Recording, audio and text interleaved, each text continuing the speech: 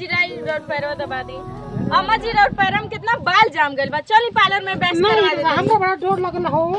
और यार आई दुकान जी इस पार्लर में मीट पार्लर में बीट पार्लर में ना पहले के जमाना रहल हो कि हमनी का राखी लगा के सारा बार नोच देत रहे। हे भगवान दुनिया कहां से कहां पहुंच गया। रहुआ वही में अजुराइल बानी। पहल के जमाना में जियत नहीं हम थर देख के पहले हम नहीं इस पार्लर में जाइले। अरे चिकन हो जाए तो खराब हो जाए। के देखे वाला तो लोग देखे वाला तो लोग सब तरह रखल। ए देखिए हमारे कितना चिकन बा।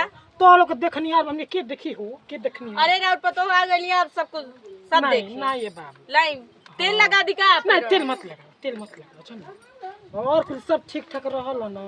हां दवाइया बे चलता। हां दवाई चलता। दवाई चलता ना देखल रहली है।